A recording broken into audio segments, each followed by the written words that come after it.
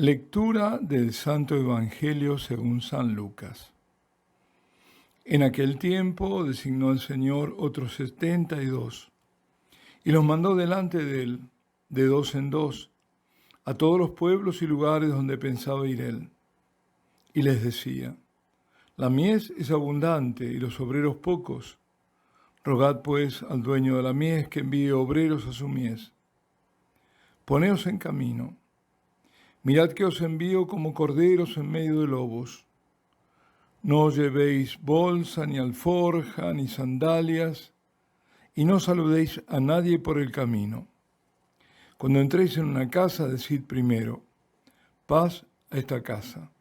Y si allí hay gente de paz, descansará sobre ellos vuestra paz. Si no, volverá a vosotros.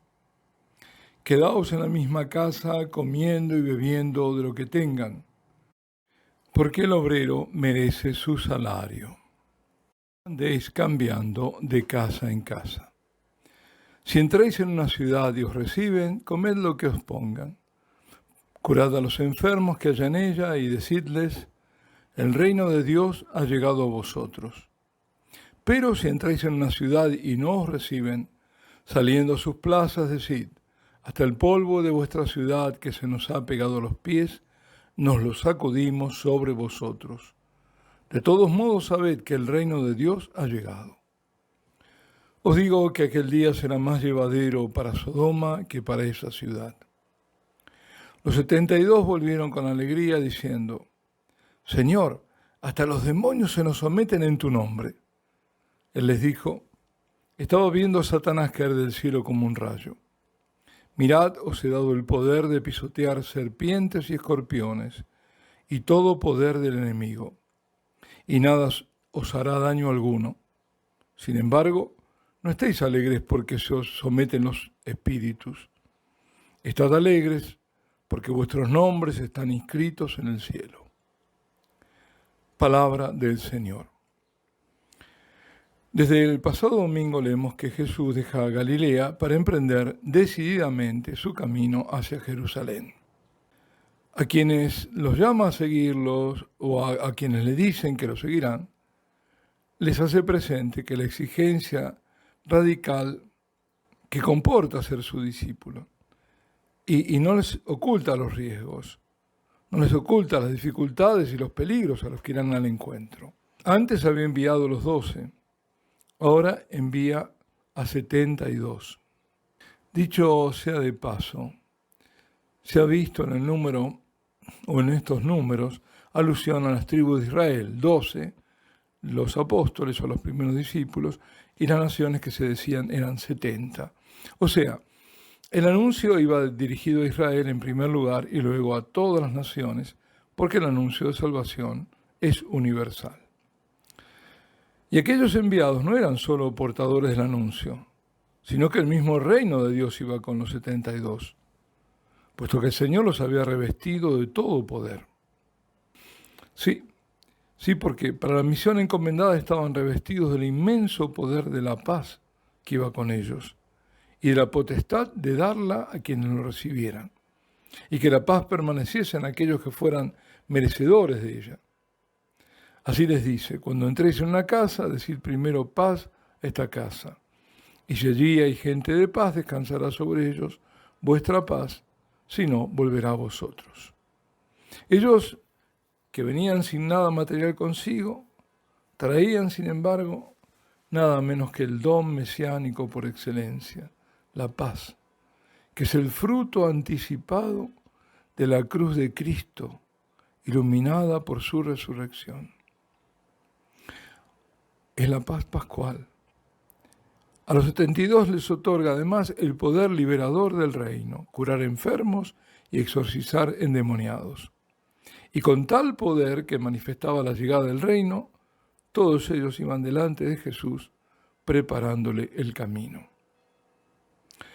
También les dice que si en una ciudad los rechazan, indiquen con el gesto de sacudir el polvo pegado a los pies, que esos pobladores, por la propia decisión de ellos, son rechazados del reino. Y agrega el Señor: os digo que aquel día será más llevadero para Sodoma que para esa ciudad. Hablaba del día del juicio de Dios.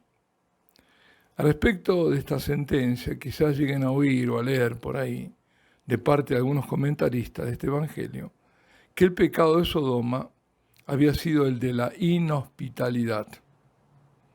Sabemos que el gravísimo pecado de Sodoma fue otro, y que por eso a los invertidos se los llama sodomitas. Cuidado con esas adaptaciones al pervertido espíritu del mundo que entró en la iglesia, porque ese es humo de Satanás. Digo en la iglesia, y lo digo en general, ¿no? También comunidades eclesiales. Por ahí algún pastor, bueno. Y los 72 discípulos regresan de su misión con alegría, porque han visto que en el nombre del Señor hasta los demonios se les someten.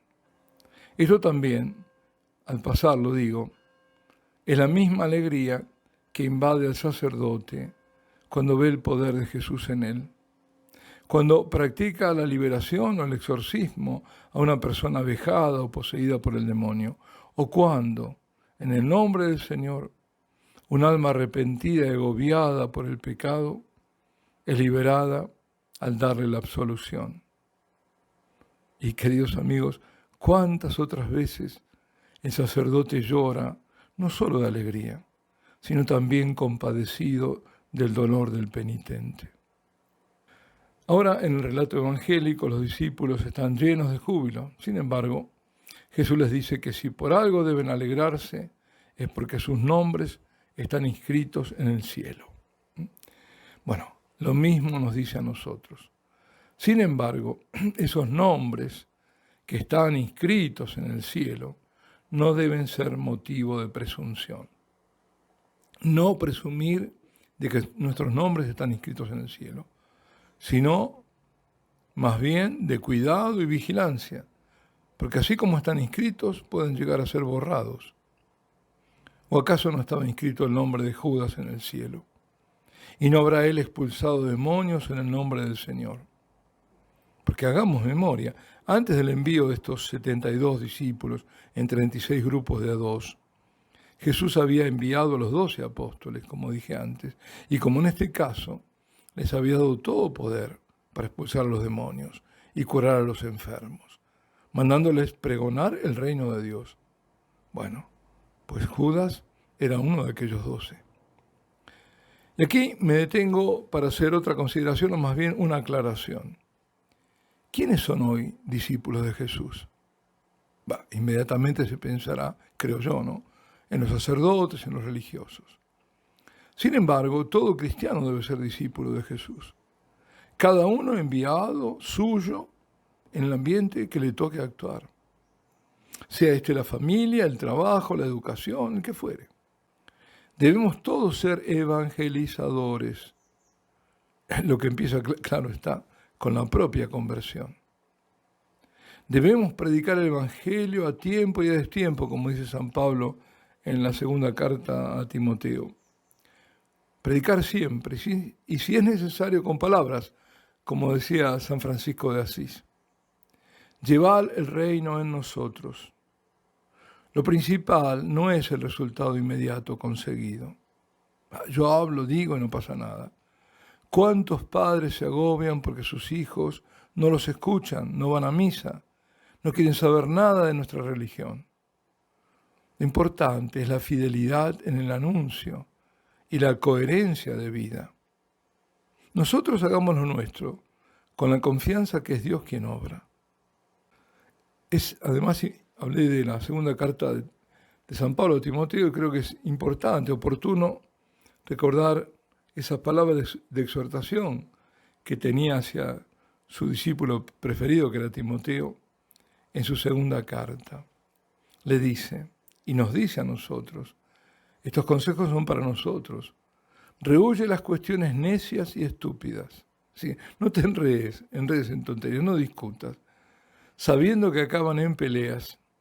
Y uno que sirve al Señor no debe pelearse, sino ser amable con todos, hábil para enseñar, sufrido, capaz de corregir con dulzura a quienes sostienen doctrinas contrarias, por si Dios les concede la conversión que lleva al conocimiento de la verdad y vuelven en sí, escapando del lazo del diablo que los tiene cautivos para hacer su voluntad.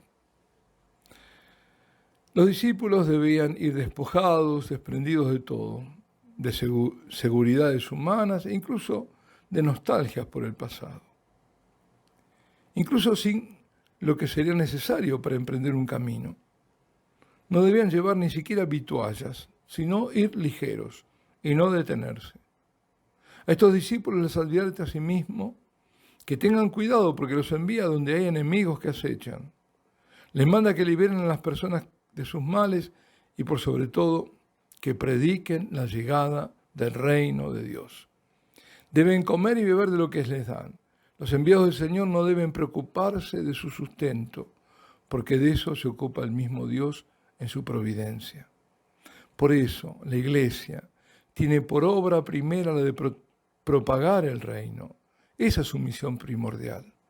La Iglesia no está para adherirse a esta o aquella teoría de cambio climático, ni para recomendar esta o aquella sustancia, y mucho menos para forzar a los fieles a ir contra la libertad de sus conciencias, ni para abandonar el mandato muy claro del Señor de predicar el Evangelio, de anunciar el reino y de proclamar la verdad para suplantarlo con diálogos con quienes conducen al error y al final a la perdición. Solo Jesucristo salva. No hay salvación en ningún otro, pues bajo el cielo no se ha dado a los hombres otro nombre por el que debamos salvarnos. Eso dice San Pedro, el primer papa. La Iglesia no puede confundir a los fieles porque la Iglesia no admite las tinieblas del error, de la confusión. Ella es sal de la tierra y luz del mundo. Ella refleja a Cristo, que es la luz. Es triste que debamos repetir lo que debería ser obvio para todos. Pero el rostro de la Iglesia ha sido tan deformado que ya a veces ni se la reconoce. Y cuando digo Iglesia, quiero significar la Iglesia visible al mundo, la de los hombres de Iglesia y no la Iglesia santa y fiel de Cristo, que esa sí es veraz y por lo mismo es preservada por el Señor. Como el Señor les pide a sus discípulos de ayer, nos los pide hoy a nosotros. Roguemos a Dios para que envíe obreros a su mies, que envíe vocaciones sacerdotales, muchas vocaciones santas, de religiosos, seglares comprometidos, buenos catequistas, maestros, padres de familia, todos los que colaboran en la Iglesia para el reino de Dios. Pidamos que se extienda la gracia enorme de las capillas de adoración perpetua, lo que significa pedir que sacerdotes y seglares acojan este don extraordinario para este tiempo. Como dijo aquel profeta y gran hombre de Dios, el obispo americano, Fulton Sheen, tendrás que combatir muchas batallas, pero no te preocupes, porque al final ganarás la guerra ante el Santísimo Sacramento. Sí, habrá duras batallas en el futuro, pero la guerra será ganada.